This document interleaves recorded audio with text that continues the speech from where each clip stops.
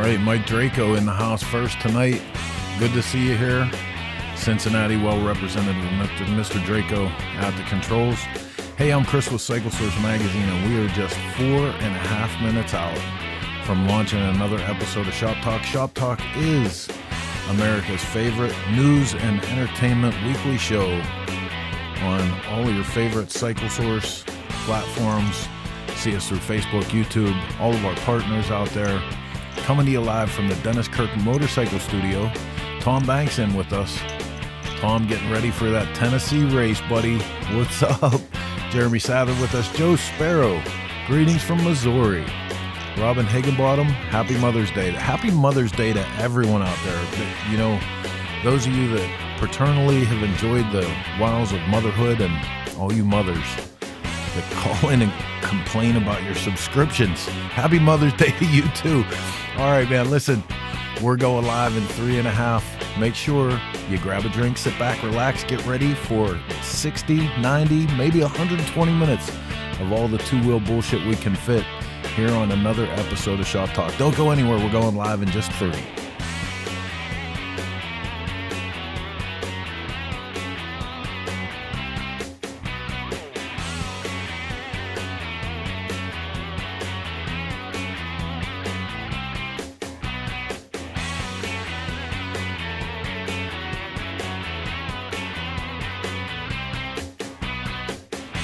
So listen, Rob Nussbaum is here, and I have to pass along, it's reminded me, some very sad news that one of the longtime supporters of the show and the magazine and antique vintage motorcycling, Walter Coro, has passed away.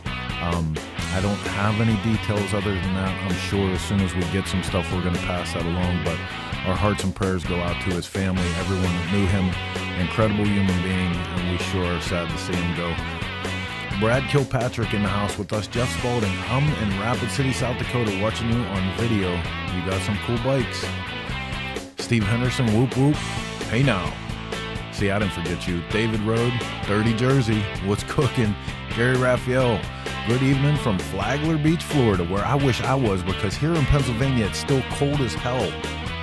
Drew Woodford, if your dad voted for Biden, happy Mother's Day to him too.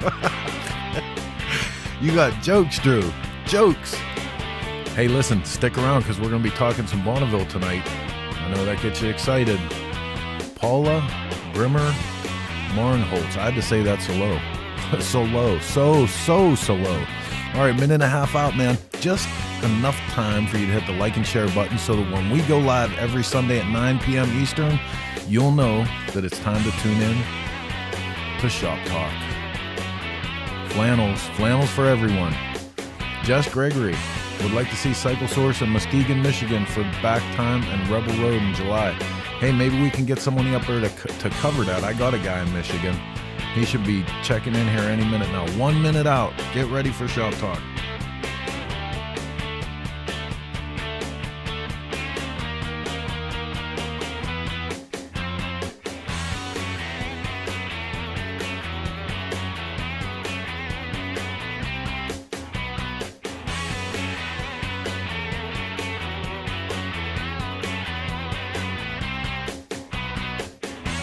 Mike Hensley asking, are you not having any show this year? Well, we got a ton of shows coming up. We're actually going to be doing some bike games at TMMR.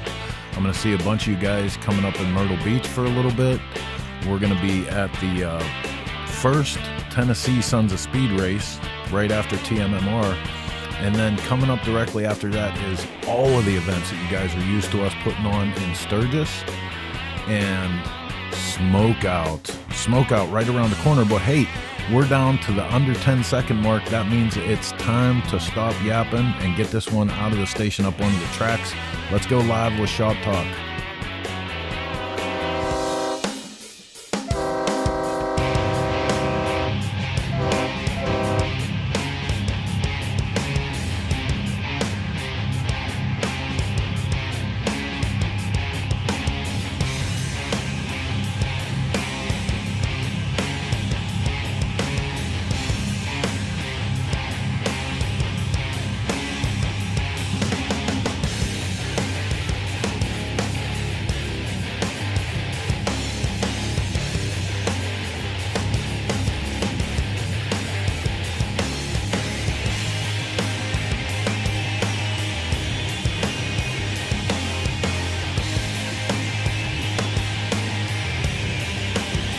Okay, scooter tramps and chopper jockeys all across the land. It is just after 9 p.m. on Sunday. That means it's time for an episode of Shop Talk here on the East Coast.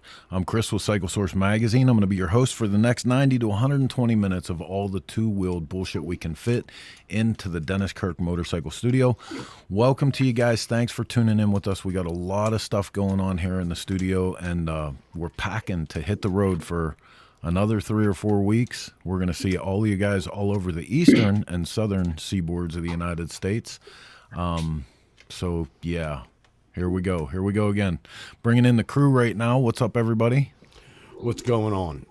See, she wanted to see if we were going to do it this week. Happy Mother's Day to all of yous out there, not just the mothers.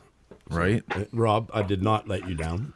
That's kind of a flannel. It's a flannel without a design. It most certainly is. Do they call that a traditional flannel, Mark? I think that is what they call it. You know, I felt obligated to wear one tonight. So Lindsay Haletta in with us. Steve Broyles just checking in. Steve, we got a request for us to be in Michigan at what was the name of the event?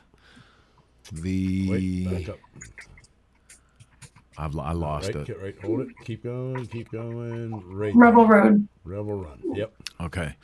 Bike time Rebel and Road. Rebel Road in July. Yeah. So we need someone to chamois. We need someone to cover that event. Rob said that's actually chamois. Excuse me. And see, I thought it was cashmere.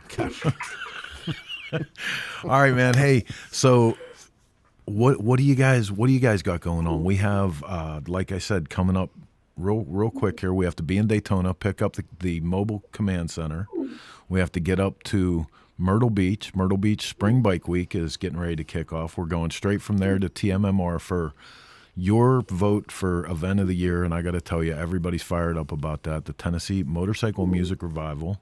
And directly after that, the week following, Billy Lane is launching the inaugural Tennessee Sons of Speed race on a clay track, from what I understand. That's a good circle you're doing right there. Right? Yeah. And I think in the middle of there, we're doing a site visit to Salisbury for the smoke out. So, Chris, you're not allowed to complain about the cold anymore. Did you see Robin Higginbottom's comment? Not good riding weather, at least in Tahoe. 19 degrees at 3:30. Well, it's Tahoe. At the 9,000 summit. Blizzard conditions.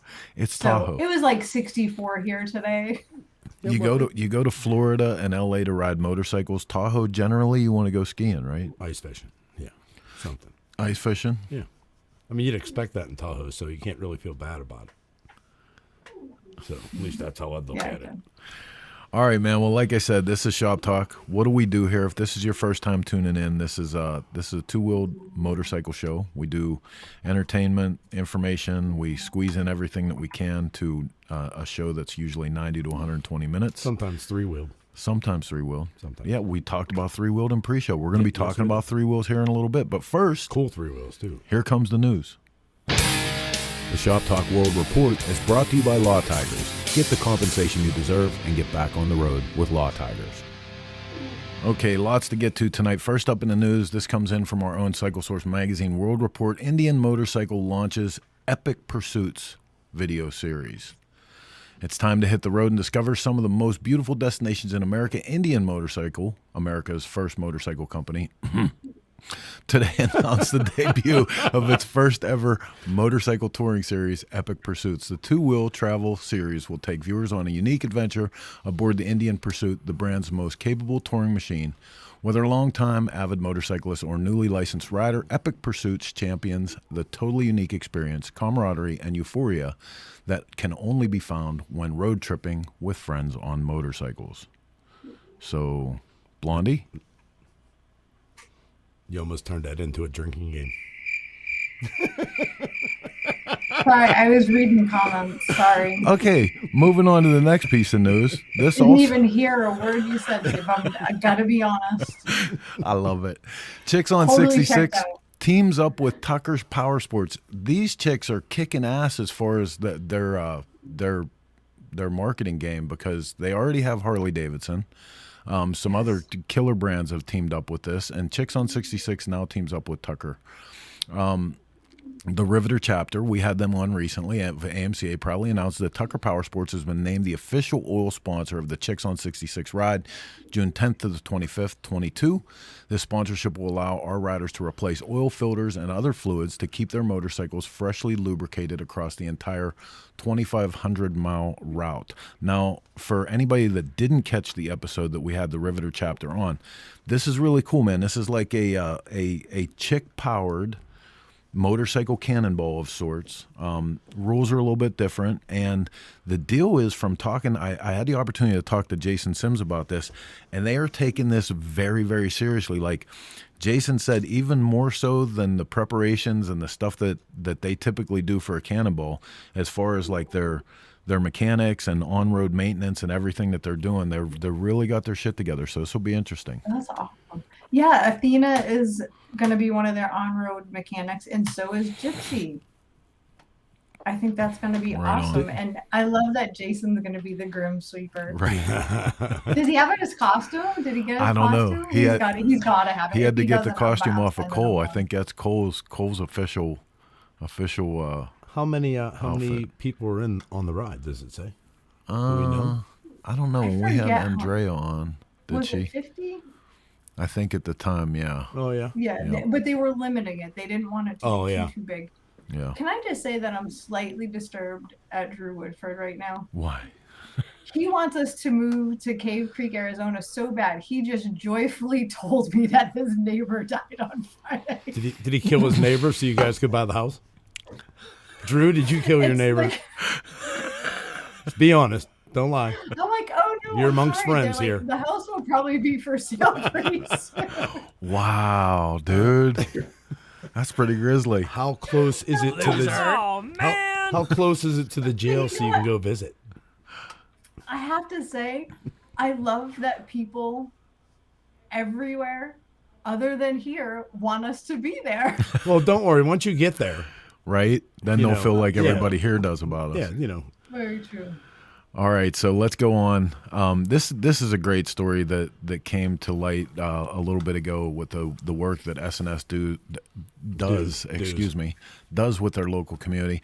Always a good day when you can get someone on two wheels and better, yet when you get a tablet out of their hands and get them moving. Better still when it's a kid. We love it when good people and companies do good things, and the folks at S Cycle are all of those things. So, Heather, go on with this. This is obviously with the Strider. Yes, through the All Kids Bike, they donated through the SNS Cycles donated 20 Strider bikes to a local school. So they just changed kids' lives forever. And with that one effort. Like when I said, this is on top of so many other programs that SNS is involved with behind the scenes that people might not even know. Just recently, they were involved with donations to. Was it one of the shop local classes. Votex or just a regular high school shop class? Shop classes. They donate warranty motors to the local shop classes, and they go in and they work with them. But again, they're changing kids' lives forever, right from the get-go. And I think it's such a good thing. Yep. Never enough shop class. Oh, and there's such a big push right now for kids to come out of college and go into trade. The trades are hurting. In 10 years, the trades are going to be in big trouble.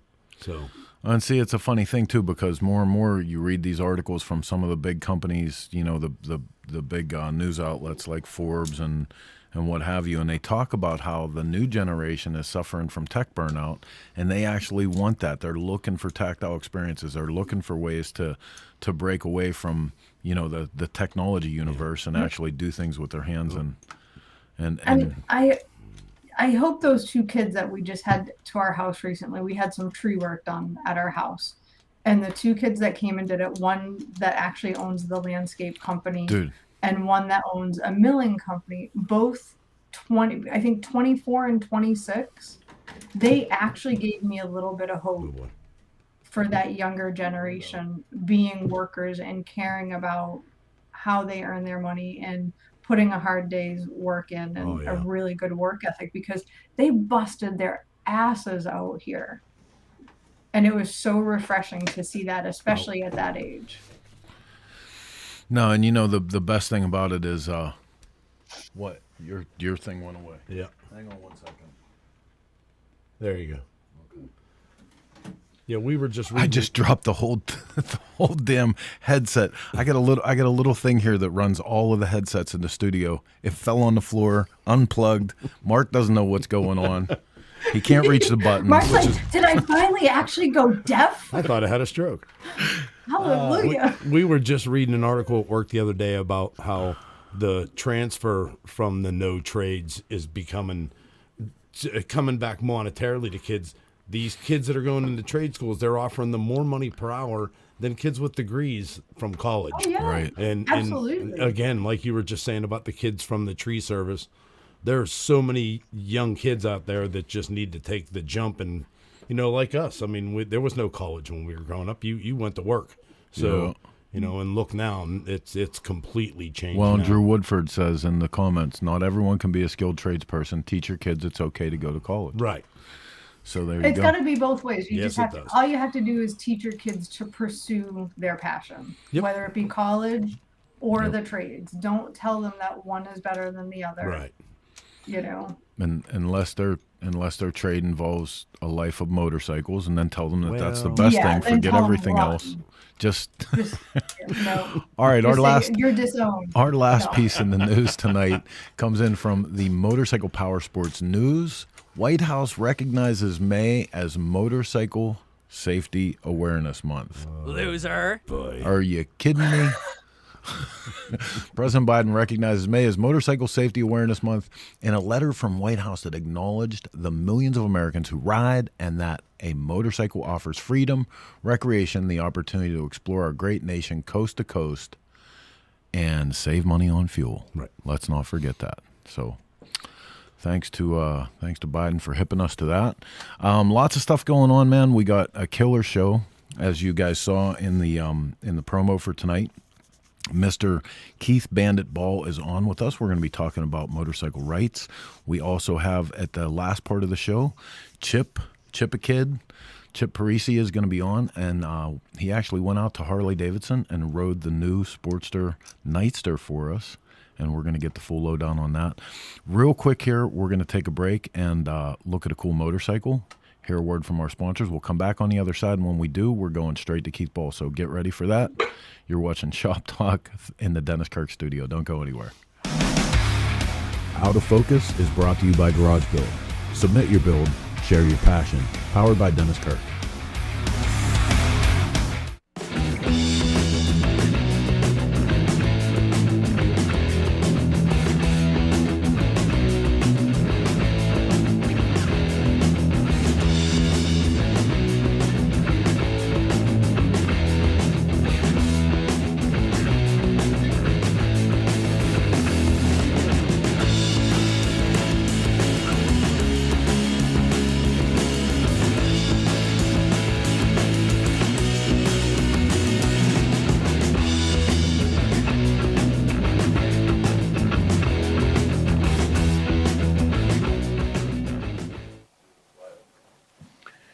Okay, this is a 1912 Hedstrom Manufacturing Hendy Indian. It's all original, unmolested. We call this a municipal bike. In 1912, Indian started a program where you could specify what color you wanted, and whatever town or city or state ordered this motorcycle, they got a quart of white paint included in the crate. But this is an unmolested twin.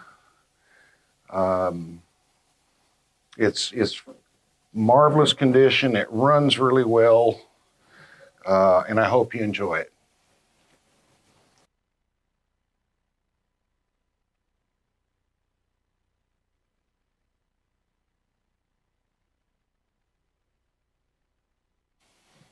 I forgot to mention in 1912 there were a couple of new innovations. Number one, this was the first year of the exterior band coaster brake. It's still a bicycle coaster brake, but it has the assistance of an exterior.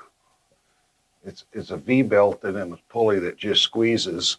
The other thing you do if you walk across this side is the valve housing is this brand new domed design. That was a new innovation in 1912. 61 cubic inches, 998 cc's, and it is a whopping 7 horsepower.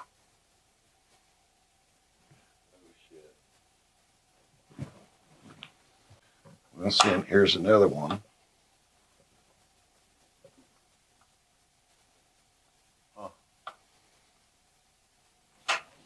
Show you how this works. Take this syringe, fill it full of gas, screw fell off. Go up here, squirt gas into each cylinder to prime it. Shut the lid, protect from any dirt getting in, pedal and start it. No kidding. Yep. Everything was simple, but it worked.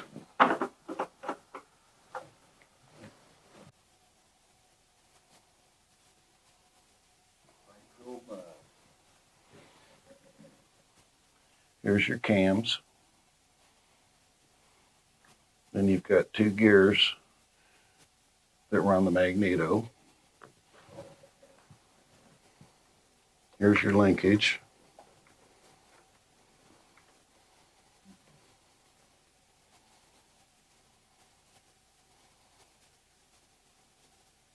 Yeah, same belt.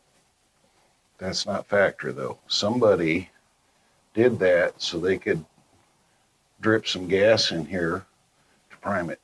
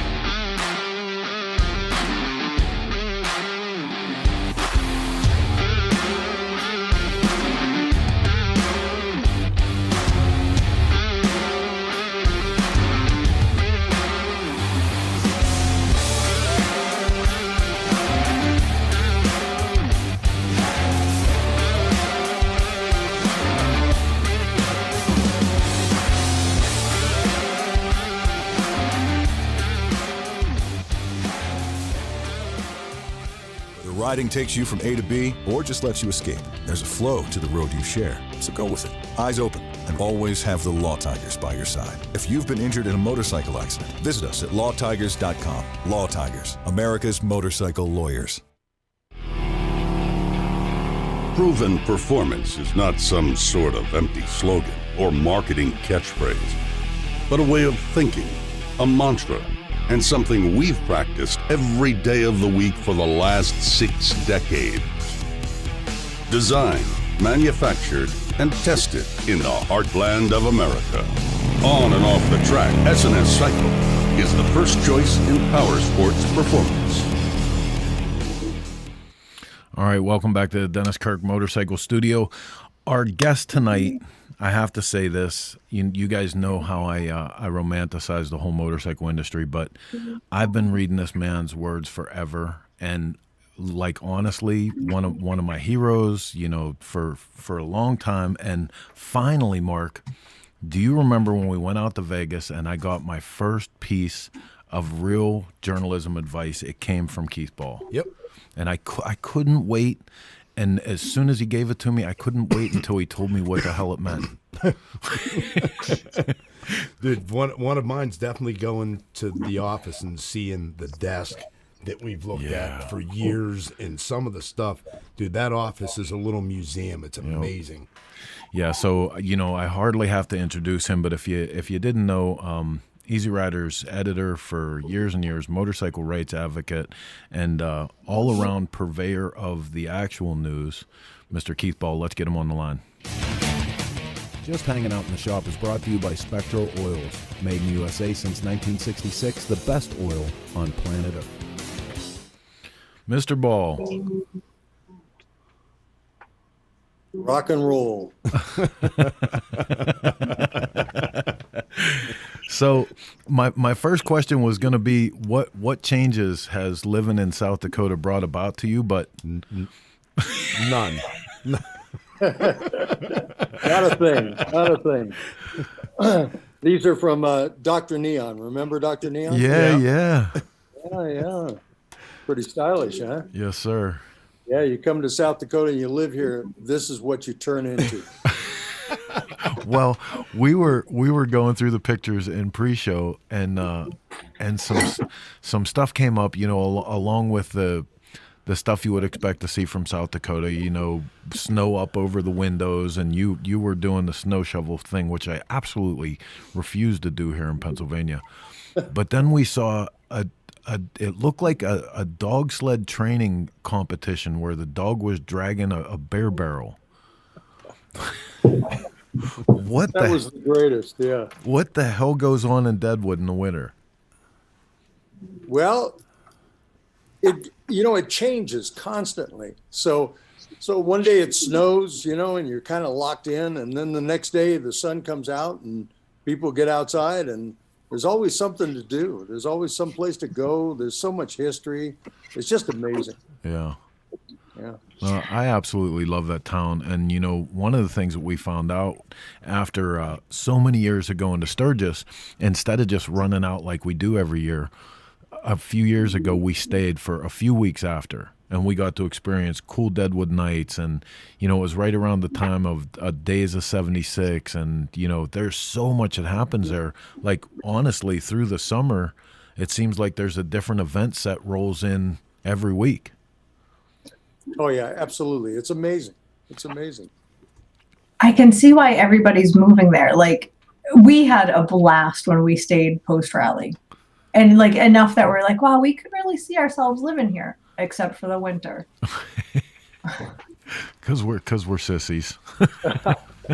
Oh, the winter. And that was and I mean, how many winters have you spent there, publishing and you're a writer, if it's snowing outside, you write, or you go down in the shop and you work on a motorcycle. Well, you'd have more repair time, Chris. Yeah. And I say all the time, if it wasn't for wintertime, I would have the most dastardly motorcycle out on the road. There would be more baling wire, black tape, and hope. Right? And you're not far behind me. I don't know what you're laughing about.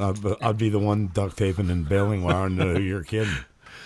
So, lots of stuff going on in the world today. When we sent out the promo, we were talking about how you were coming on, and we were going to talk about motorcycle rights and the importance of constant vigilance, and how, just because your state doesn't have a helmet law, or, you don't think anything's on the books, you need to keep an eye out. You need to be part of these organizations that are watchdogs for the things that are going on. And we brought up that MRF has just launched their legislative agenda, and under their their top topics to cover, for lack of a better way to say that, it doesn't seem at first glance that it's very aggressive. But when you get into everything that they list as factors that they're keeping an eye on throughout the year, you start to understand the depth of that organization and what they're really doing.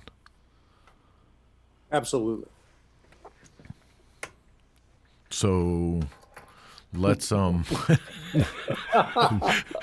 kind of left me flat there, I gotta tell you. Well, actually they're going to have that meeting of the minds in Washington, where they actually invite people from all over the country to come and actually sit down with their legislators and discuss these issues.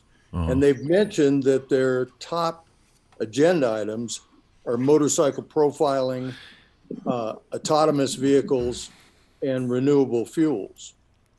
Yeah, now Of that's... course, Go ahead. I'm always pushing them to add scientific transparency to it and the whole global warming business. Well, and the one thing that I have to say right off the bat, like, first of all, the two things that were most surprising for me in those high priority objectives, they're calling it, was that profiling was at the very top of that. You know, like you think about the fact that it seems like we're in a time where motorcycling is more accepted than ever, but profiling, you know, if you're watching the news feed like we do throughout the year, you see so much of this stuff come through, and it's interesting to see that that's one of their top 3 objectives for the year. Well, if you look at profiling from another standpoint, you're right. You're right. Motorcycling is more accepted than it's ever been before. However, fossil fuel use is not accepted at all from some standpoints. Right. And so that means that profiling is now being administered to everybody who drives a fossil fuel vehicle or rides a fossil fuel car or motorcycle. So actually, where we used to be concerned about profiling from the standpoint of cops picking on bikers, well, now it's the government picking on everybody who drives a car. Yeah. You know, I didn't think about it like that. That's interesting.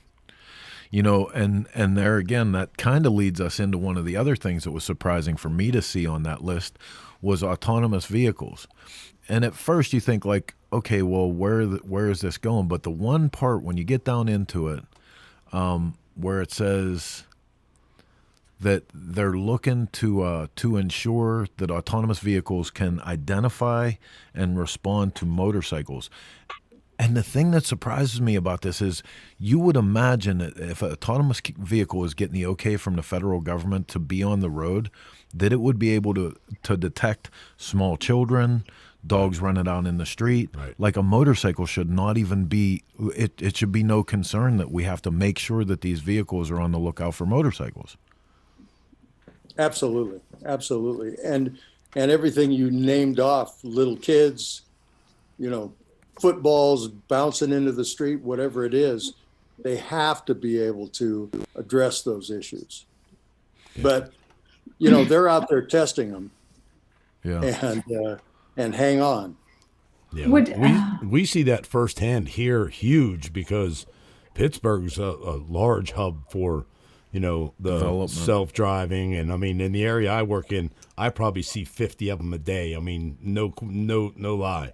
Really? So, a lot of them. That's great. Just, I have no desire to have an autonomous vehicle because they're making people, on a daily basis, they're making people less and less accountable for their own actions. Yep, I agree. It's ridiculous. It's ridiculous. Well, it wasn't my fault. It was my car's. Well, the benefit here is if we follow the evolutionary trend to that, we're not going to need arms pretty soon. Right. And then shortly after that, not legs either. And we'll just be able to get dressed in one big giant tube sock. It'll be awesome. Then we'll all just really, truly be a bunch of assholes. Yeah, like literally. Yeah, the sad thing is, and like, I don't know how you feel about this, Keith, but you know, I mean, I get the push for the electric and all that, and I understand it. The infrastructure is not ready for it, and not only that, the majority of the electric that's being produced is made by fossil fuel anyway. So, you know, there's the happy medium. I think the government's pushing this so far ahead that same thing with the internet. I think they pushed it so far ahead it became almost as much of a danger. And this brings us to an interesting subject because Keith is long been a champion of the cowspiracy and the climate's hoax, and you know, and there really is an underlying agenda that goes on here that's pushing for the need to switch, or the apparent need to switch, whether it's through crisis or prices or what have you. And he's got a lot of information on this. I love it when you say crisis or prices. Yeah, right. But no, you're right. I mean, this whole agenda, and what I've always tried to, because I'm not a scientist, but I would like to have scientific transparency. I'd like to have open debate about these issues, because sooner or later, the truth is going to come out. And when it comes out, if they find out that this has all been a fraud, this has all been for personal gain, like I've said, why don't they sue Al Gore for lying to the public and lying to kids for personal gain? Yeah, this is brilliant. That way, they would actually force the whole issue out to the public, Right. and we would see whether was he right, was he wrong. Yeah. And I think that's part of a larger conversation about where freedom and the freedom of democracy and all of this is headed, and the importance of a 3-branch system of government and everything that we have here is because ultimately we do need protection from our government. And I'm not going out on a big limb of conspiracy here, but the truth is the framers of the Constitution knew that we were going to have to protect ourselves from the government, and they gave us many, many opportunities throughout the Constitution, the way our government's set up to do that. That's absolutely true. And if you look back to when I started out in the whole motorcycle rights, and the guys were trying to fight helmet laws, and so they went to their governments and they protested in the state houses. And the government actually came back and said, well, if you guys don't want helmet laws, well, we'll repeal them. And they repealed like half of the helmet laws. Okay, then Joan Clayburgh came and was the head of the DOT. And she put a twist on the whole argument. And she made it money, like you said, price. Yeah. And she made it all about money. So then she said, well, we have to have helmet laws because these guys get interested and it causes a public burden. And that was the theory. It was the public burden theory. Well, it worked for a while. We actually got more helmet laws were enacted, but then motorcycle rights groups all over the country figured out how to come back to her and say that really that's not true. That guys have insurance, get off our backs. Yeah. And in some states, they actually forced the issue that if you wanted to be able to ride free, then you have to carry an extra insurance policy. And a lot of guys agreed to that. And some states fought it, and some states were successful, and some states just said, okay, well, we'll go for the insurance, and because we want to ride free. But you see that point. That was all about control. Joan wanted to have control of us, and she was using money to do it. And now these people want control of us, and they're using the planet to do it. And I want to say something on that real quick, just because this is how government actually works, and more to my point of how we need to be ever vigilant and have watchdog organizations, because the helmet law thing went down like that, and there were some victories that came out of all of that. But then, like the government does behind the scenes, when we're not paying attention, they start state by state getting these exclusionary provisions, like in Pennsylvania. And this is something I complain about all the time because this actually happened to me. In Pennsylvania, you buy your insurance policy for a motorcycle, it says 1530 driver, 1530 passenger, just like it does in a car. You do not find out until the day you're in an accident and need to rely on that policy that you're not covered. There is no health insurance benefits through your own policy. So under the phantom driver, like if somebody runs you off the road and you get hurt in that accident, you're not actually covered because the insurance company does not have to cover you because you're on a motorcycle. Right. And that it's horseshit. I think it's something right up front.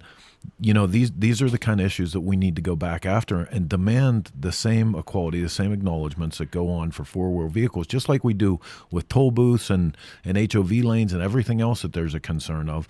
Those insurance exclusionary provisions, even more so than any of that, impact us. Oh, absolutely. Yeah, it's amazing what goes on. And like you said, people need to stay vigilant. Yeah. And it's so important, and I almost say it every week in my news column and in your news column, that join a motorcycle rights group. I don't, join the local one, join the AMA, join the MRF, just join and at least be aware of what's going on. So here's a couple comments I want to. And speaking of helmet laws, John Rogue, we have problems now with vehicles now violating right of way, and you add a vehicle that does not have a human operator. This is getting worse and will continue to do so. Rogue obviously fighting the good fight for motorcycle rights forever. Another problem with electricity. This comes in from Robin Higginbottom. Particularly on the West Coast, so a lot of electricity is generated by water through damming up rivers, etc. And she goes on to say that we aren't getting the water from Mother Nature lately to sustain that.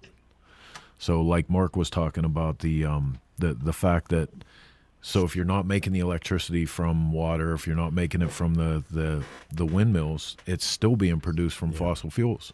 And another thing that, leading on that insurance thing, a lot of these people fought to have the helmet laws, that don't want to wear their helmet, and not realizing, like you're saying, be vigilant, read up on it, not realizing they lost so many rights by getting that helmet law. They gave up a lot to take their helmet off, which, whatever. If you want to ride without a helmet, that doesn't bother me one bit, but pay attention to what you're doing to everybody else out there. If you're fighting for something, fight for your rights as well as the guy riding next to you. It's not just about you. So it's good that there's people out there that push, like Keith, like Rogue and Chris, people like that out there that pay attention to and push, because a lot of the riders don't. They don't really pay attention to it. I'm glad you took that to a place where I started to understand what you were saying. We was getting ready to have a fist fight. I'm like, Mark, what do you say? I'm like, what is going on here? This is not somebody unplug his mic. Unplug his mic. Where's my popcorn? What? It was too hard to understand. No, I thought you were bagging on people fighting helmet laws for a minute. No, not at all. But that's how it started, not that there's anything wrong with that, baby. You do freedom like you want to do freedom. Yeah, it's right. awesome, but might not be great for the show. You gotta pay. I think one of the problems. I think what Mark was trying to say is you have a voice. Everybody does. Yeah. You have a voice. And you have a responsibility, damn it. And what I'm saying mostly is pay attention to your voice, because you may be harming so many other people. Yeah. And pay attention to what you're fighting for. Read it all. Don't just read one, just the headline. Yeah. Read the whole thing. Well, and Troy Phillips has a really good comment here, because this is something I feel sometimes like I'm turning into one of the old guys, and this just rejuvenates my feeling that I'm on the right track. Too many middle finger givers passed away, and not enough left to show today's youth how to express freedom. I miss the old timers. Amen. You're not kidding. Not enough smacks in the mouth. Turning into. Don't go there. Don't listen. No, I think you were born an old soul. You were born an old dude. Seriously. Sorry. It's just the truth. You were born that way. So Keith, let's get back on track here, talking about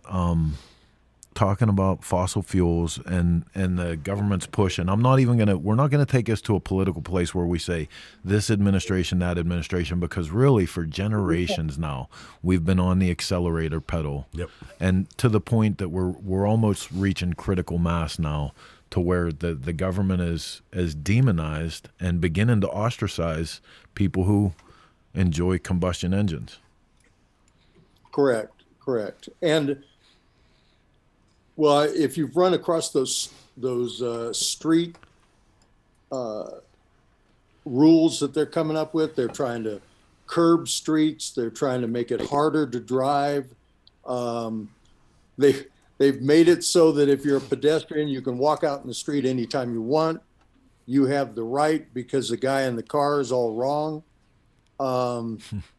It's going to be interesting. And what's sort of humorous about all this stuff is that they come up with a program, and they even did it when I was in Wilmington. They cut the number of lanes in the street, and all they did was they just jammed up the traffic. Yep. In some towns, they're going back and then now suing the people who initiated the program, and because a guy in his motorhome can't get through town anymore.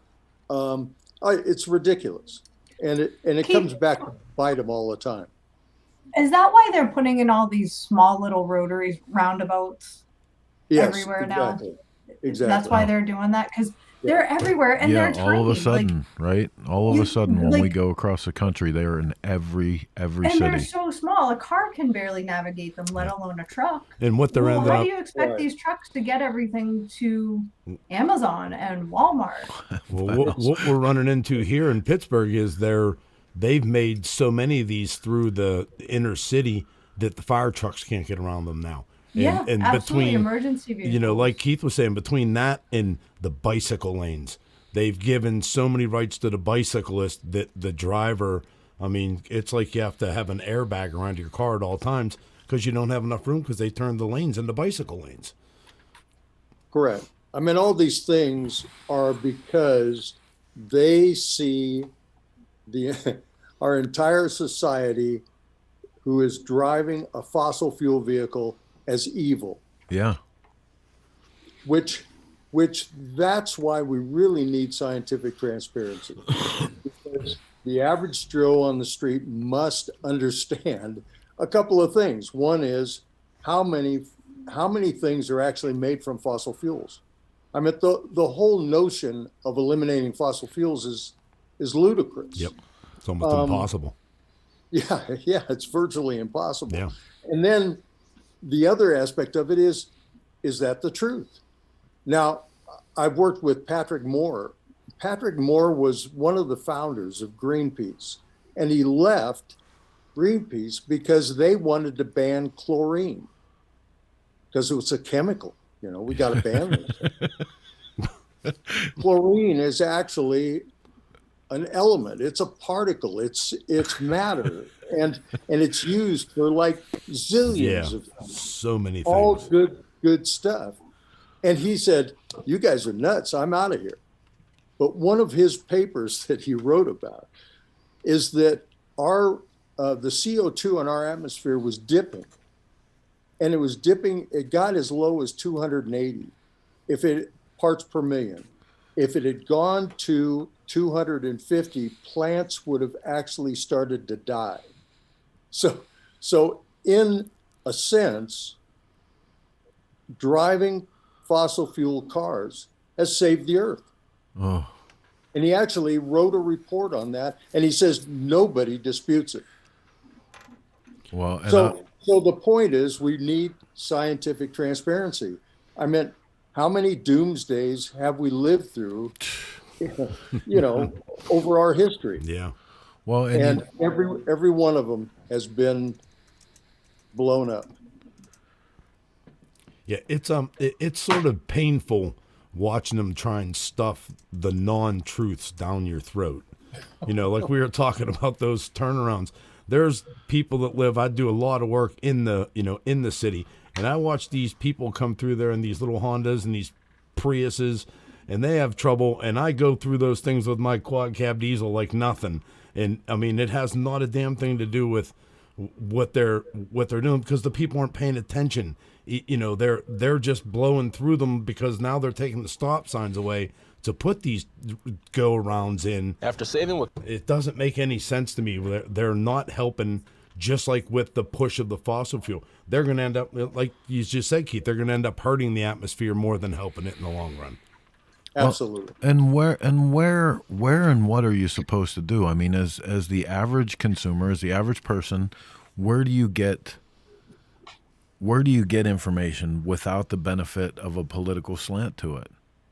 Because here's the real problem that I have when we come back to this all the time. It comes down to a not in my backyard proposition. I mean, whether you believe in climate doom or not, whether you believe that the world is heating up or cooling down, or whether we're going to run out of fossil fuels or whatever you believe about it, it ends up being a not in my backyard. So, we go out and we make the commitment as the United States not to drill, not to pollute, to run everything greener, more friendly, but they're not doing that in the rest of the world. No. So just because you can't see it from your backyard doesn't mean that shit's not still going in the air. Right. Doesn't mean like nothing has changed. Literally nothing has changed. The only thing that you've done is you've handicapped one nation financially over many other ones who are willing to do that work and violate that agreement with the environment that we're not. Right. You know, I mean, and where do you get the truth?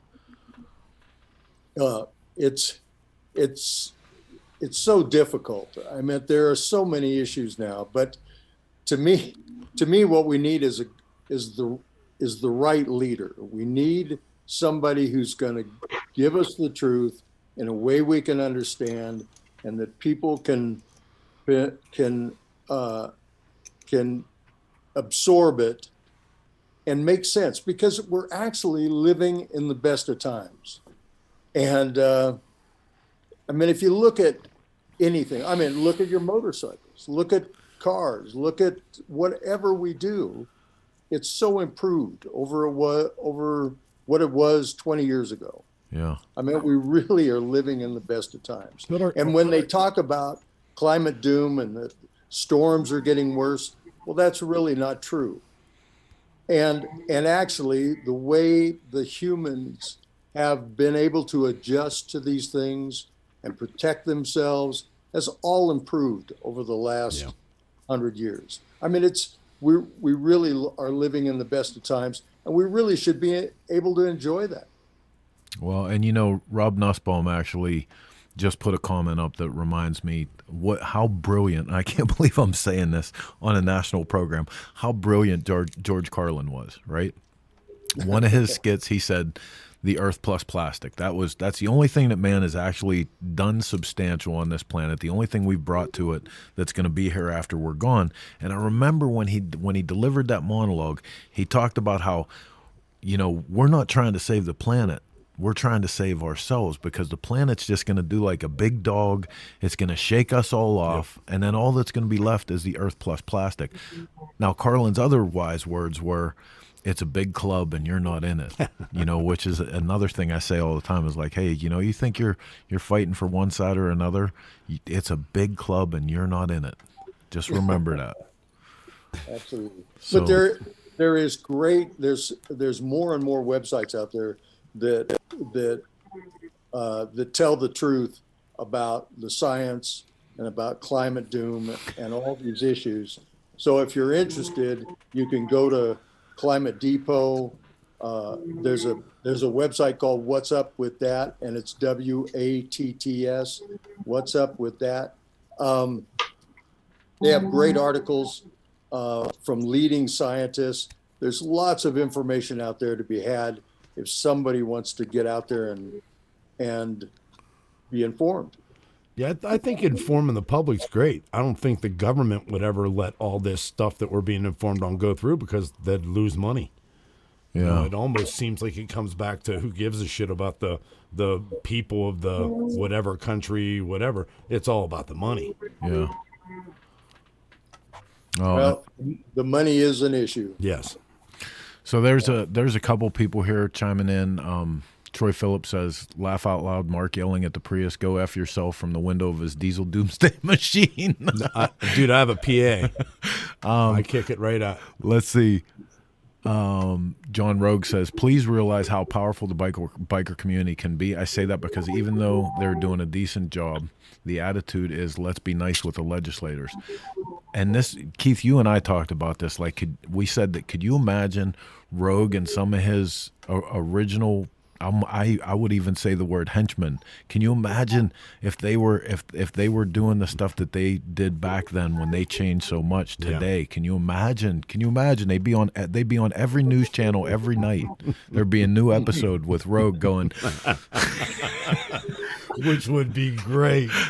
It would be. Oh yeah, absolutely. I mean, it does. To me, that's one of the main issues. We need the leadership. We need the leadership to know what's going on and understand it and feel confident that we can have a good time. I think they changed the wordage so much they confused the public too much. Well, and Rogue taught us all something a long time ago. He said, never trade freedom for security. Right. You know, and this idea of voluntary compliance, every time we go to the table with voluntary compliance, the government shoves it right back down our throat. Right. You know, so it never works out for us. So let's talk a little bit about some other stuff. We're definitely getting along with you here. I appreciate you being on with us for so much time tonight. But you have every Thursday, BikerNet launches a new batch of news. You guys can get tons of this information. Keith has one of the best news services going for the motorcycle community. You want to check it out at bikernet.com. Heather's going to put up a bunch of the links that you provided with us for information specifically on some of the climate issues that are going on. But one of the things I want to talk about is your Bonneville effort. So that's coming. I'm ready. Yeah. Bonneville's coming up, and we have what could be the first streamlined trike we're going to run. This thing is so badass. Oh, yeah. And it's got a 135-inch Jim's twin cam engine in it. It's 132 inches long. It's about 4 feet wide. It's ready to rock. Oh, Micah McCluskey, Yeah. a member of the Uglies, is the pilot. There he is, about to make a test run without the top on it. Now, Micah has like Bonneville royalty lineage, right? He's been around. Yeah. Oh, he was on our team with Easy Riders. When we set the world land speed record and held it for 16 years. Yeah, Mike is something else. Yeah. That's incredible. I can't wait. You know, obviously we want to follow everything about this. I've been a fan since the minute you got it. Now, this thing actually started, you were telling us in pre-show, it started with a belly tank, right? I mean, there is nothing more Bonneville than that. Absolutely. Belly tanks. In fact, I mention it to people, and a lot of people don't even know what they were. After World War II, guys would build hot rods using belly tanks. And belly tanks were like reserve fuel tanks on bombers. And so they would take this tin torpedo looking thing and they would put a frame in it. There you go. They would put a frame in it. And it was really a very inexpensive way for a guy to build a roadster or a Bonneville car. And that one, the red and white one, is a very famous one. I think it's owned by Hot Rod Magazine or something forever. I think I actually got to see that in the Wally Parks Museum. Yes, that was incredible, dude. So I was in a Denny's coffee shop on my way to Sturgis. Stopped to have breakfast with some buddies of mine in 29 Palms, and one of the guys said, "Keith, I got a belly tank. You wanna go in on something with me?" And I said, "Well, I'm in the motorcycle business. I really, that's my love. I don't think I'm going to get into being a hot rod guy." So we sat there eating our breakfast, and the Denny's had this special all bacon. So everything they did had bacon in it, and they had bacon pancakes. And these things were delicious. Yeah. I was going out of my mind. They were so good. And I looked to my friend and I said, "What if we built a trike?" And that's how it started. Wow. And so we went through a lot of different teams and trying to put it together. And finally, actually, we built most of it in my shop in Wilmington. I have to say that, you found a way just to make one of my favorite things in the whole world even more favorite. Denny's pancakes? Bacon. Oh. No, I mean, dude, he turned bacon into a Bonneville thing. You may be my hero right now. It was amazing. So after all the years, how many years now? What's the anniversary that we're on here with bikernet.com? I'm at like 26. Wow. Yeah. 96 we started it. So Mark, if I've never mentioned this to you, obviously Keith was the first person pushing the agenda of an online motorcycle magazine that never ended. Yeah. I love the way that you put that one time. You were telling me, you were like, look, it's like taking the same magazine and just you keep adding pages to it, it never ends. But before anyone else ever believed in any of this, he was pushing it, believed in it so much that he broke away from the national magazine scene and started BikerNet and never looked back. And I mean, it's been an incredible storehouse of history and information and entertainment. You guys can go check that out. Like I said, every Thursday the news comes out, but there's just hours and hours you can spend. Well, that leads us right into a great question that I've seen come up, and I'm shocked Heather hasn't asked it yet. What do you think of the transformation, since you were such a big part of the original Easy Rider and all that? What do you think of Easy Rider now? Classic. Yeah. Well, I briefly saw one issue, so I can't really talk about the magazine itself. I wish them the best of luck. All I can say, I actually was in touch with Joe Teresi today. He says they're doing fine. So I'm not sure. I like I said, I wish them the best of luck. Well, and the magazine industry, it's gone through such dips and fickle, very fickle. Yeah. But the one thing that's important and why we were excited, and we're doing everything we can. Anytime we can support stuff that they're doing. I know in another week or so here we have Dave Nichols and Mondo coming on to talk about the Easy Rider bike deal. But we were big fans of this coming back out because we realized way early on, as the popularity and the TV started to fade from motorcycling, magazines were always where our history. It was like the hallowed halls of the archives of the motorcycle community, and as these magazines that were around for generations started to disappear, so did that storehouse of information, because it just wasn't accessible. There wasn't the transfer of a lot of it to digital. So the question is, whose garage or the whole history of Easy Riders or the whole history of Hot Bike or Street Chopper, where's all that shit at now? So them coming back around and being a foundation for this part of the culture again, it's important. It's important work that they're doing. Absolutely. And like a restaurant area, if you only have one restaurant, it struggles. Yeah. But if you have 6 restaurants there, then you got that vibe. You got people that are looking at different articles and different magazines, and they get to compare them. Yeah, healthy competition. Yeah. Exactly. Yeah. Rob says it's like Polaris rebranding Indian. Well, it's not exactly like that. It'd be like if some of the guys that were originally part of Indian, or if they would have came out with the snowmobile. All right, man. So listen, obviously we said the bikernet.com thing, but you have a full complement across social media. You can check out Five Ball Racing Garage at bikernet.com. You can see BikerNet on Facebook, Instagram, and like I said, if you are not signed up to get the Thursday news, you're missing out. You need to check them out.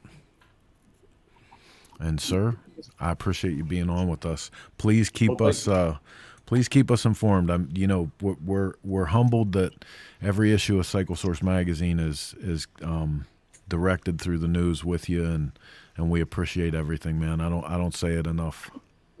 Well, thanks very much, and I really appreciate all that you guys do and all that you're involved in. I don't know how you can do it all, but just keep doing it, will you? Yes, sir. And I know it's really Heather that's at the forefront of this. But, oh my God! Oh, so not true. Didn't I say at the beginning of the show how he was my hero and I looked up to him all these years? Then would expect nothing less. So it worked out perfect. Heather doesn't have red hair though, right? She's safe. I'm safe. Man. Well, listen, you enjoy yourself up there in the Black Hills while it's still quiet. We'll be up to see you soon. All right. I look forward to it. You guys take care. All right, buddy. Thanks a lot. Take care. What an absolute So pleasure. I felt bad during that. Like I felt like you thought I kind of checked out, but there were so many conversations going on in the comments over here I know. that I kept getting sucked into them. And I'd look up and I'm on screen. I'm like, damn. So it's not that I was checked out, but just there was like I said, good conversation in the comments. That's really a hard one. How do you pull Keith Ball on and then not dedicate like 2 hours to I him? know. It's almost impossible. I know. Yeah, And Chris. Such a great conversation. listen, and I feel so bad because Chip is waiting in the wings, but like it's just Poor Chip. I'm lucky enough, and I'm going to say this up front. I'm lucky enough that about once a month or so, Keith and I'm lucky enough to have a one-on-one conversation with Keith. And we have old just guy coffee with Keith over I the do, phone. man, and it's so badass because we talk big piles of shit. I mean, like stuff we could never say openly here, but he's such a wealth of information and inspiration. You know what I mean? You have to every once in a while bring him on and just let some of that loose on everybody. And it was so cool to have Keith and then have Rogue.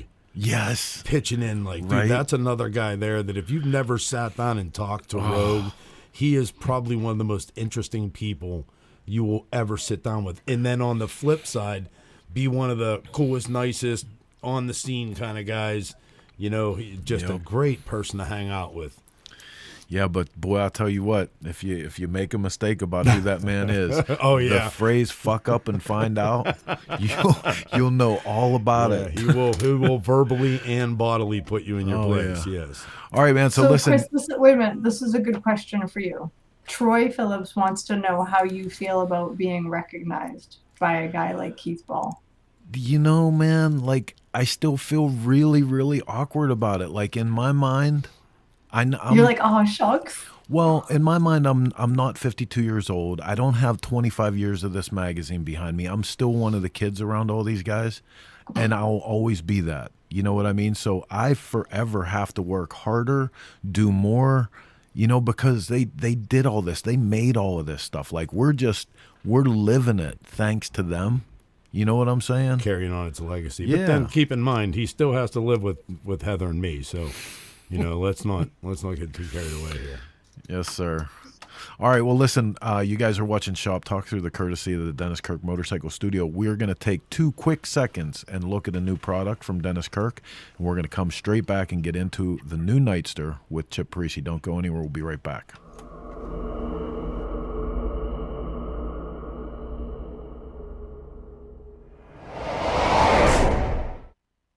Hey, this is Chris from Cycle Source Greasing Gears TV, and this is your product spotlight. Today we're taking a look at the Paul Yaffe Black Stealth I-Beam Toe Shift Lever. The radical design not only looks great, but is highly functional, but the solid billet construction makes it durable too. These levers are also designed to accept OEM and most aftermarket shifter pegs. Sorry folks, that part isn't included. There's also an optional matching Black Stealth Hill Shift lever if you want to take it further. For more information or to order yours today, visit DennisKirk.com and check out part number 570-1361. As always, thanks for watching. All right, so our next guest is one of those people, and it's hard to achieve this, I'm going to tell you, because anyone that knows me from my younger days, which was only just a minute ago, it seems like. Yesterday around 2. Knows that it's hard to make me jealous about a motorcycle ride. I've ridden in 49 of the 50 states. I've started to compile my list of European adventures. I've had 1,001 days over 3 dozen times. I've had 1,500-mile days, at least 2 dozen times. I've done coast to coast in 62 hours. So when I say that this next guy makes me jealous for the rides that he gets to do, there's only really 2, maybe 3 people on planet Earth that I can actually say that about. This cat is one of them.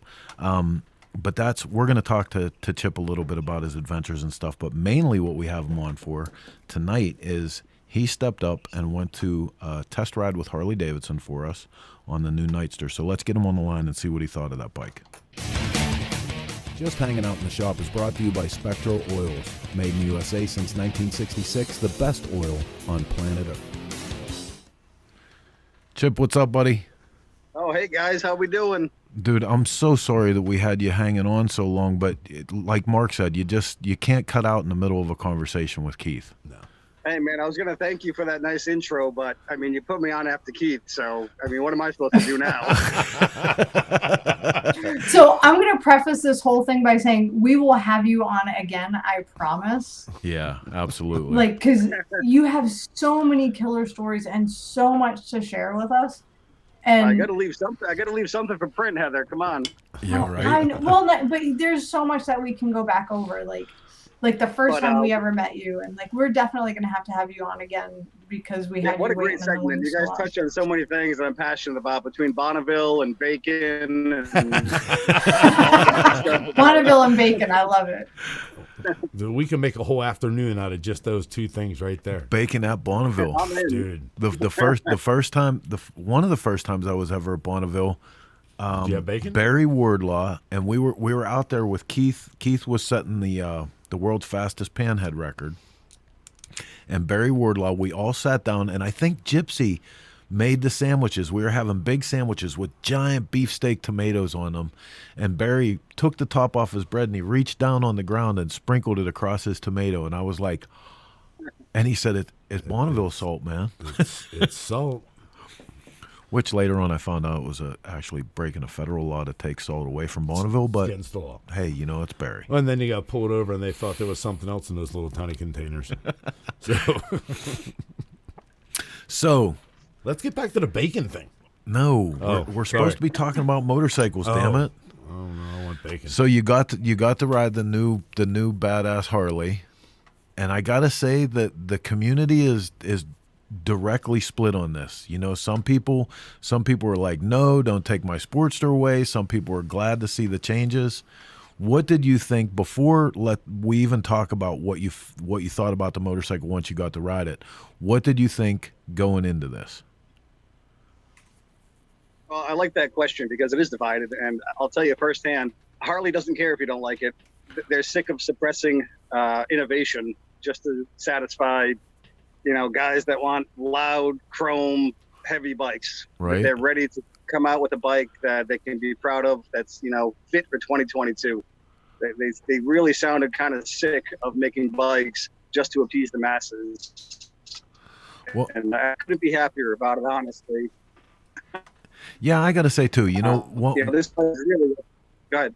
Well, one of the things that we said right off of the bat, because, we got to test ride some of this stuff early on, and one of the things that we said right off the bat is like, hey, look, man, don't worry. Your Evo Sportster, there's enough of those that, like, after the nuclear holocaust, there's going to be cockroaches and Evo Sportsters. Yeah, right. There's plenty of them. They're not going anywhere.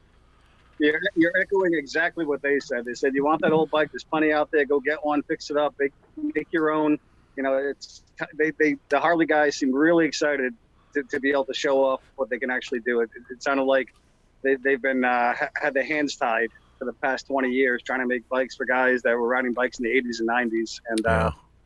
And, this is the future, or at least the immediate future. I mean, I'm a little afraid that it's just going to be a 5-year period of these great Rev Max engines before the electric takes over, but we'll cross that bridge, when we get to it. But what a great bike. And these guys, given the presentation, the design team, the higher-ups, they just seem so excited to be able to make this bike and put a Harley name on it, because it sounded like they just couldn't do anything like this for years and years and years. And now it's almost like they don't care anymore. They got to get younger buyers.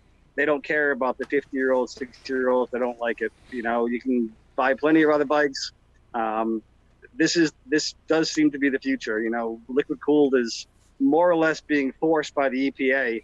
Personally, if you ask my opinion, I don't think we're going to see big twin air cooled engines in any Harleys in 5 or 6 years. I think this is just the first step, and you can like it or lump it, because that's, thank your elected officials. Yeah. Well, and some of what I liked about this, like, I got to spend a lot of time with Brad Richards, and like you said, some of the guys that have been chomping at the bit to get some of this done. They've had ideas for stuff like this for a long time within the company, and this, finally they're getting their opportunities to do a lot of this. But what it means to the company too. I mean, whether you're a guy that likes the technology gadgetry that's in all of this or not, Harley Davidson has really entered a new era with that. I mean, the system that's in play here, where the adjustable system for rideability, dependent on the elements, what you're looking for, whether you're going for performance, it was something to make it more streetable. These are things that are going to reach out to more people. It's going to make it more accessible to people. Truly. This bike comes with 3 different ride modes. I think the Pan Am has something like 7, but this has rain mode, street mode, a road mode, and sport.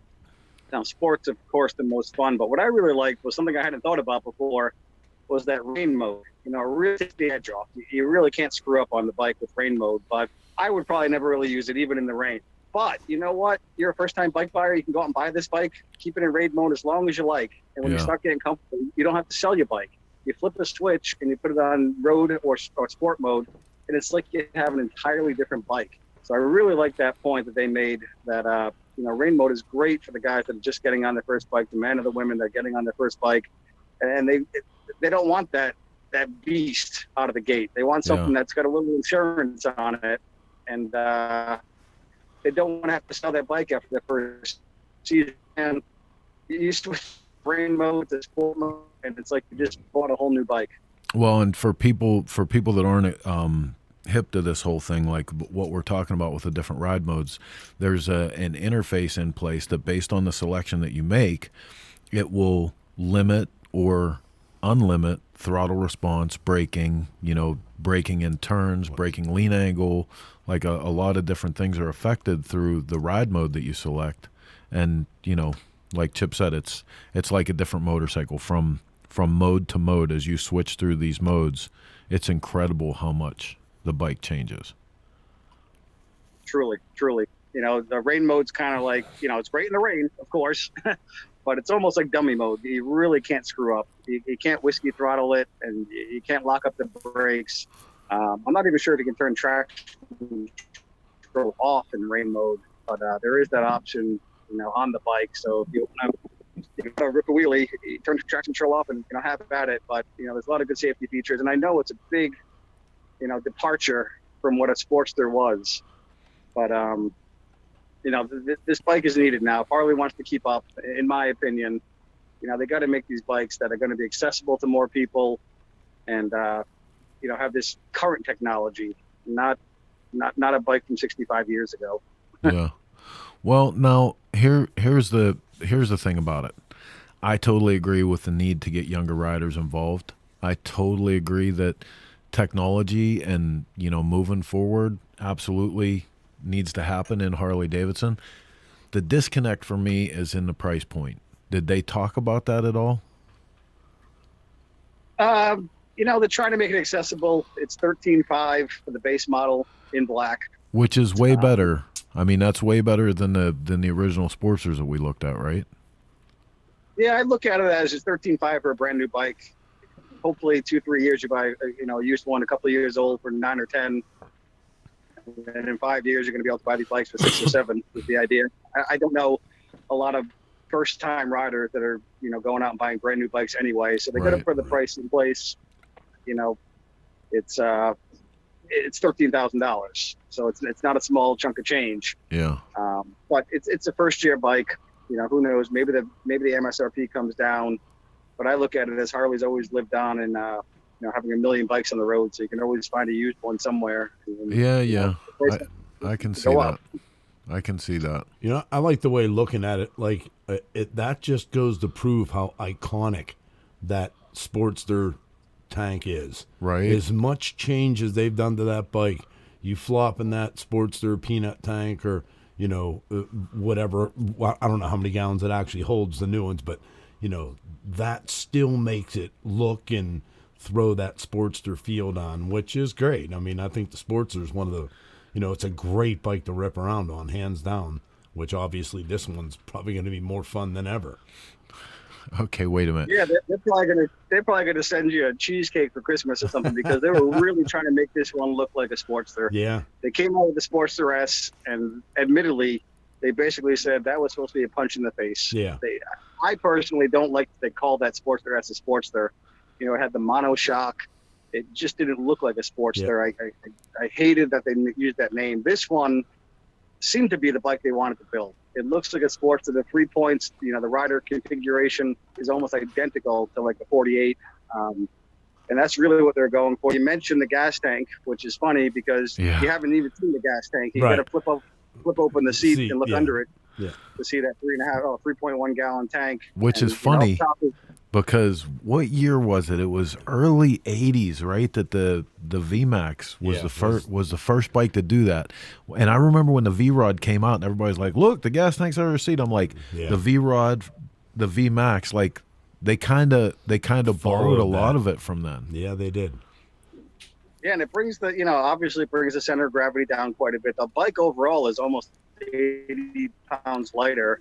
Wow. Than like an 883 48. So you got almost 80 pounds less. A lot of the weight is lower.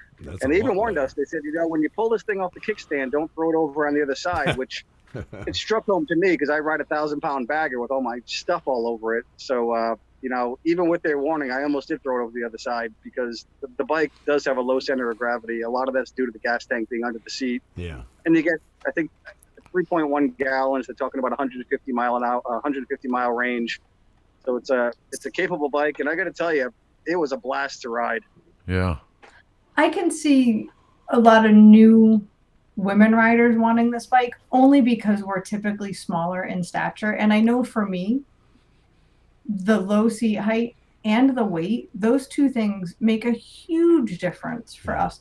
And not because of riding ability, but just like sheer size. Hey, let me break in for a second real quick. So Glenn Bryan is on here and he said at $7,500 they'd have trouble making enough of them, but they can't do that with, he goes on to say about dealers spending $1 trillion on their boutique shop.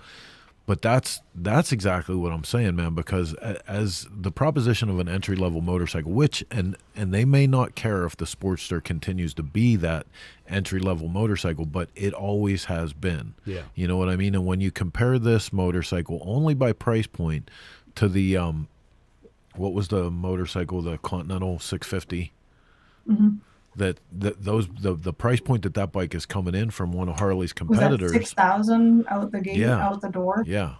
I mean, like, and that's all I'm saying is I'd like to find a way where that price comes down to where it would be something that a younger person could say, hey, like I'm gonna push everything else aside and I'm gonna go for this. Because then looking at it on that note, like you're saying, a $6,000 motorcycle, compare the actual product side by side. There's not even remotely a comparison. So yeah, I know. It's a lot of bike. Yeah. It's a lot of bike for the money, especially now because, like he said, the Sportster S was a much higher price point. I think it was $3,000 or $4,000 more, wasn't it? Yeah.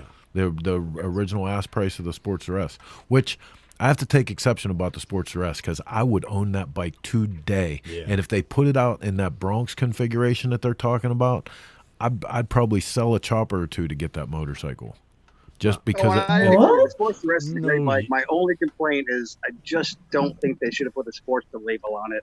Without the two shocks in the back, right. It was just such a radical departure from what a Sportster has always been. Yeah.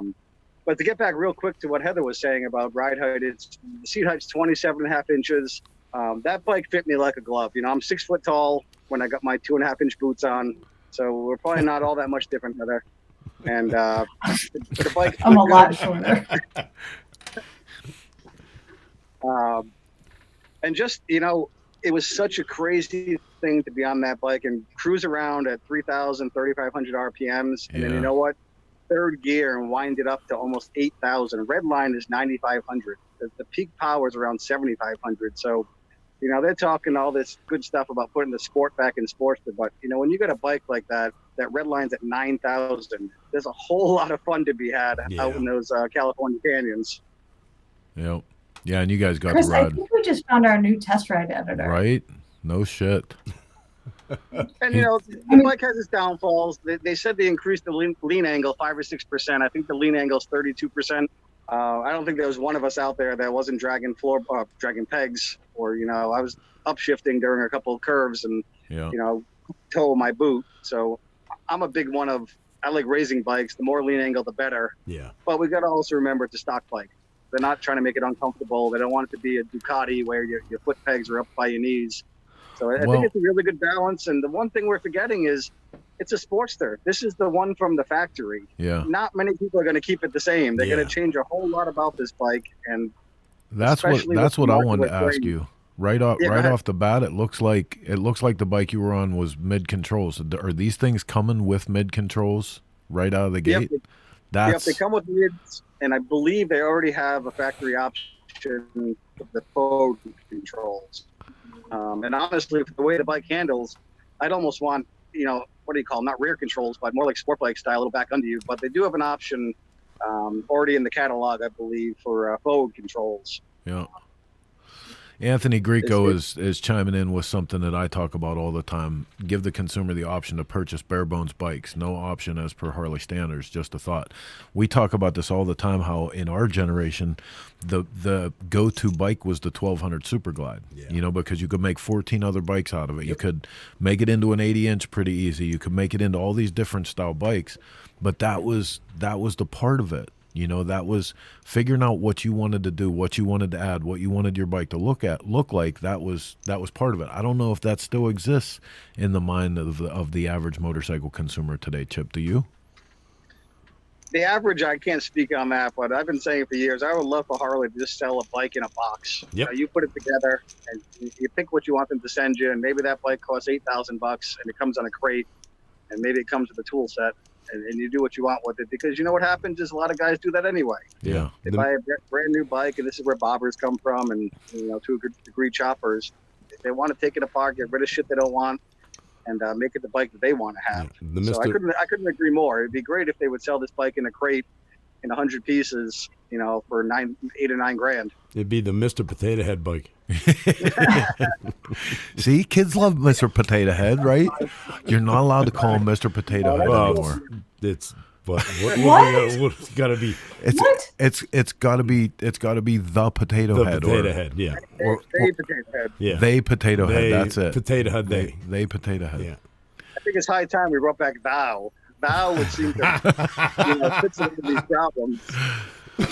All right. Well, listen. You can read more about Chip's exploits with the new Nightster in an upcoming issue of Cycle Source magazine. But for now, we want to switch gears with you a little bit and talk about your motorcycle adventures, because like I said in the lead in to this, there are few people that I get jealous with their riding adventures. And my man, you are definitely one of them. You sure have seen a lot of stuff. Well, I don't know, Chris. I feel like there's not much I've done that you haven't done. You talk about your 1,500-mile days. You're a Hoka rider yourself. You've gotten to burn up Bonneville like I had the opportunity to. So I'm still, kind of chasing you. And I don't have that velvet voice, but I appreciate the compliment. Oh no, I'll tell you, man. Like honestly, you've earned every complimentary word we can come out with, because you have lived it. You've lived it. I've watched. Almost from the beginning of you showing up, I've watched you add all those stickers and all those miles and get all these incredible pictures. Like I've seen that stuff happen. You definitely lived it. So look at the picture that you're on right now, Chris. Uh-huh. Look at what motorcycles has done to Chip. I was 21 years old. That piece of paper in the background is a list of all the places we stopped on a 38-day bicycle trip when I used to use pedal power. We went from Rhode Island down to Orlando, Florida, me and two buddies, and I got back. I had a nice tan. I was pretty lean. I saw that and I was like, oh, this is so going up. Yeah. I know. Well, the past 5 years on the road have aged me about 15. Everybody thinks I'm older than my girl, and I'm like 6 or 7 years younger, but I'm not trying to win any beauty contests. I'm just trying to lead a life where I can ride my bike as much as I want to. Oh man, you do it. You really do. So go ahead, Heather. What's your do you have any bucket list destinations that you haven't done yet? Yeah, I got to go do some of Europe. I was fortunate enough to get to Europe in 13 and 15.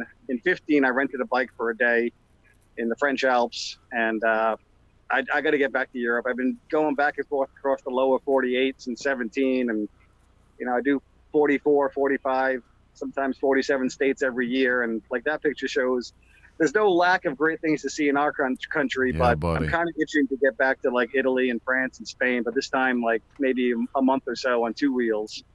Have you been following Chopper Charlie? Oh my God! Yeah. There's one of the Yeah, other. I got the pleasure. He actually stopped by.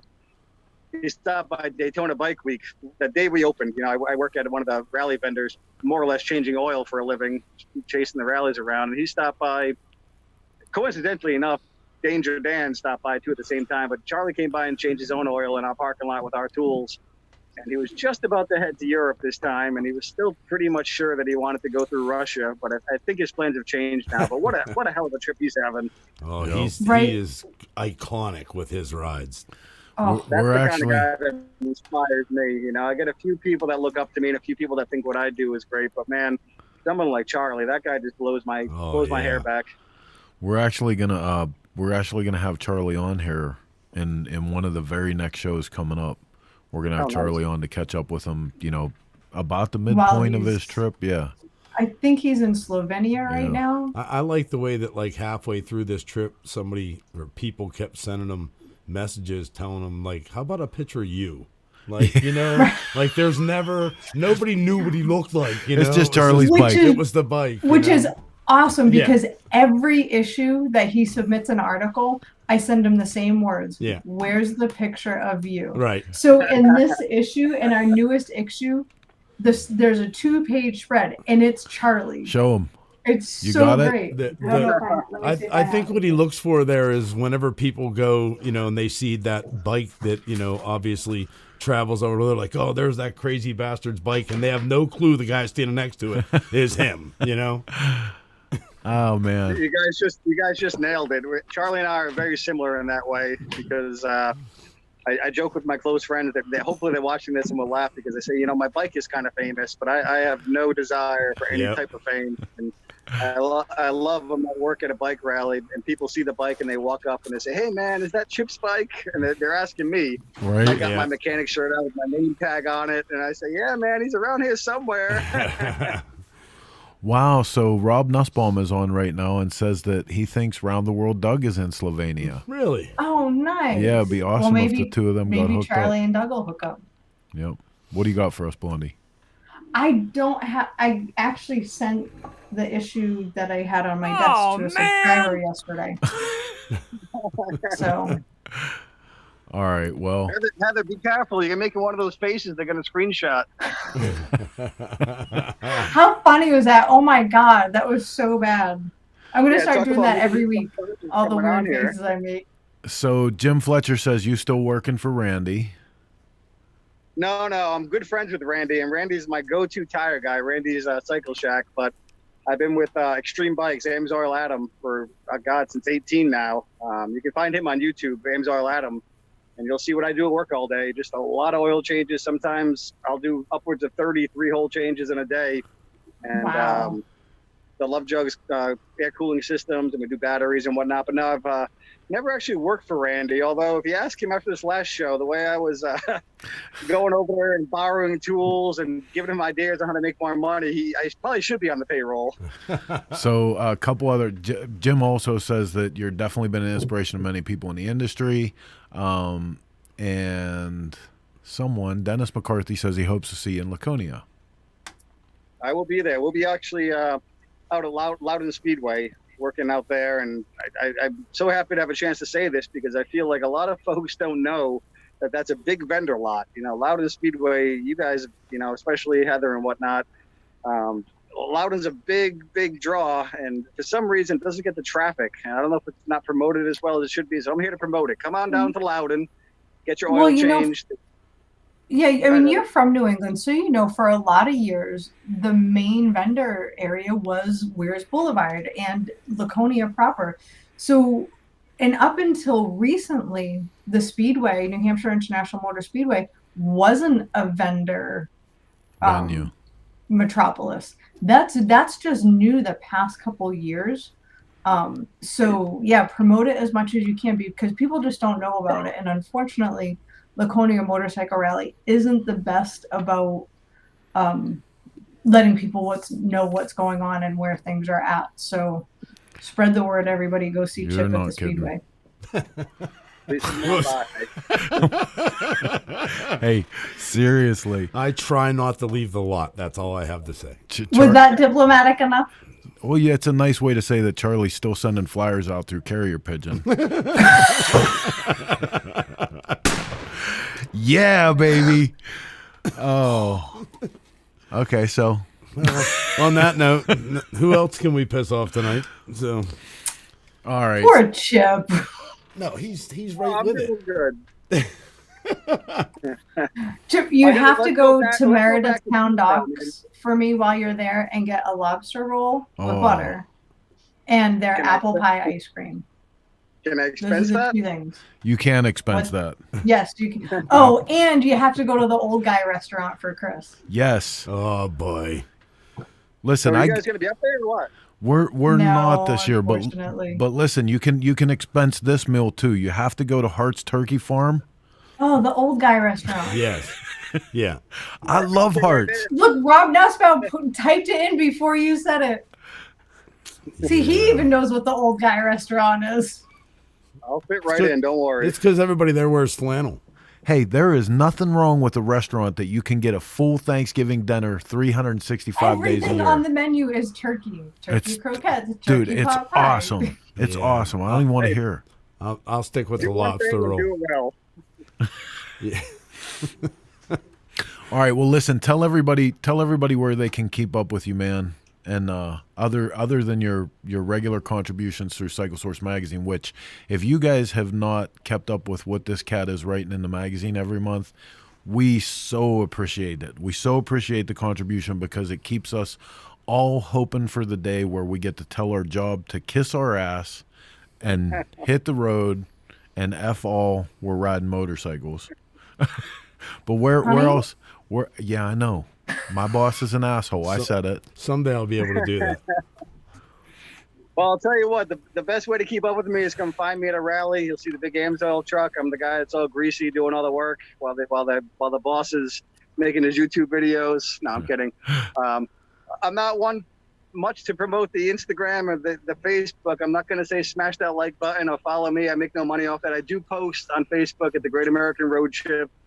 On Instagram, I post at chipakid.com or Chipakid. I'm so bad at this. I follow me if you like to. I don't give a shit if you don't. There's links in the comments to these pages. I am so far from being a wannabe influencer. I don't want to be Instagram famous. I'm the under the influencer. So if you like my stuff, you can find me on Facebook and Instagram. Look up Chipakid or just Google it. You'll find me. And if you don't, that's all good too. Come find me in real life, bring me a beer, and we'll have some good times. Listen, Chip, how did you ruin Jim Fletcher's life? I did not ruin anybody's life. You know. He Well, said, "Thanks for ruining my life." yeah, please tell Yeah, I Chip get that a Parisi. lot because I'll tell you what. I know what he's talking about. Wives and girlfriends hate me because their husbands and boyfriends see me, and all of a sudden they get stars in their eyes, and they want to go be some Billy Burrows or some Scotty Caracas, and they want to just throw everything away and live on their bikes. But I'm not a bad influence, I promise. So Who wouldn't want to do that? Who listen, wouldn't? I mean, duh. Well, everybody wants to do it. It just takes, this lifestyle is not expensive, but it kind of costs me everything. So it's right. It's a choice. This is it's a trade-off. This is one of the pictures that like I said, makes me jealous. As long as I've known Billy, and I've had beautiful conversations with this man. Like almost in Sturgis, almost every morning, wake up and have coffee with Billy, but I've never got to sit on Sacagawea. Never. Yeah, that was pretty special. That was at his buddy's house in the middle of Florida. We camped out there one night, and I had the balls to ask, and he had the gumption to say yes, and he got in the picture with me. And you see that handprint on the side of his tank. I was also lucky enough in Sturgis 2 years ago. I rummaged up some blue paint, and I got him to dip his hand in it and put a handprint on the side of my tank. And it's probably my favorite part of my whole bike is Billy's handprint on my tank. That's so great. He's That's a awesome. One of the best guys I very know, for real. unique guy. Yeah. So you know the whole being a Hokahay rider, the whole significance of the handprints and all the stuff that goes with it, right? Yeah, and I'd always known about like the red handprint. I kind of had to look up and do some research about the blue, which I'm still a little fuzzy on the blue, but I wanted blue on my bike because that's what Billy has on his, and I couldn't find a better guy to admire. Oh, he's just one of the best cats in the whole world. Yep, he is a beautiful human being, that's for sure. What a great guy. Yes, sir. And he'll kill me for saying this, but I got to give a shout out to my girl Laura, who had the distinct privilege of giving Billy a pedicure in Sturgis last year. Oh, buddy. She must be an extra special woman to give Panhead Billy Yeah, I'll Burns tell a you what, pedicure. I hope that she's on a short list. That's great. We got to do that interview with him at the Speedway during the filming, and man, what a great guy he was. Yep. Yes, sir. All right, man. Well, listen, again, thank you so much for not only covering the thing with Harley Davidson for us, but for what you're doing every time we go to print with a magazine, man. You're keeping that whole part alive for us and keeping people dreaming about riding motorcycles. I can't thank you enough. Where are you going to be set up in Myrtle? In Myrtle, we'll be right across from the Beaver Bar at the big car wash. You'll see the big Amsoil truck in the back, making bikes run cooler, last longer, and shift smoother. And before we go, it's Mother's Day. I got to say hi, Mom. I love you. There you Thank go. you for everything. Right on. That's awesome. We'll see you in Myrtle. God bless you guys. Thank you. All right, buddy. You take it easy. See you, Chip. Thanks, Chip. Thanks, guys. So... He's so great. Oh, dude, right? And that's He really is. like I said, it's hard for somebody's riding adventures to make me jealous, but not even jealous. Like it gives me faith. Like we have some of the greatest people surrounding this magazine and the things that we do. We're so lucky. In the same issue, you can read words from him. You can read words from Chopper Charlie. You know, Steve Broyles, like Keith Ball. You go through the list like it's amazing. It really is. So. Amen. Sounds like he's down with the Brizone on the new Harley, so go check him out. Yeah, today. I think we found our new test ride editor. Oh, he sounds definitely more intelligent about all that shit than me, because I'm like, wow, it runs good. It got lots of new stuff on it. Well, it runs good. It was fun. Don't be jag off and hate on this new Sportster. That's right, it runs good. All right, man, we went way over time tonight, but oh my gosh, it's almost 11. I know. I think we're gonna have to cash out early. We had more stuff to bring to you guys, but you're gonna have to tune in next week and see the remainder. We said that like the last 3 weeks. I know. It's great. I think that's pretty awesome that we're actually having to roll. He just does that because it means it's less work next week because we just keep rolling stuff over. Yeah, it's great. Listen, Jim Fletcher, thanks for being here with us tonight. Everybody that's up in the comment box, thank you guys so much for coming along on the ride, both with what we do in print and what we do every week here with Shop Talk through the courtesy of the Dennis Kirk Motorcycle Studio and all of the sponsors over in the corner, up in the corner, are the sponsors who help us bring you this program. Thanks to Mark. Shop Talk Marathon. Oh, gosh. Dude, that would almost be great. Would have to have it at some like a totally cool place though. Chris called, can't read nothing, haven't received the April issue yet. Okay, so Kenny, I think I emailed you on this one. It takes like 5 to 10 business days from the printer. We haven't hit the 10 yet. So But stay in touch. When you hit the 10 and you haven't gotten it, then you can call and complain. Doesn't mean I'll answer. Jim Fletcher says, Heather, I think I love you. It's the thought that counts. Booyah! All right, listen, man, happy Mother's Day. Thanks for tuning in with us. We'll see you guys next Sunday when we go live again with another 90 to 120 minutes of all the two-wheel bullshit we can fit into this program we call Shop Talk. Until next week, same chopper time. Same chopper channel. Happy Mother's Day, Felicia. You mother. We'd like to thank our sponsors for their continued support, and we hope you pay them a visit when you're in the market for great motorcycle parts, products, and events.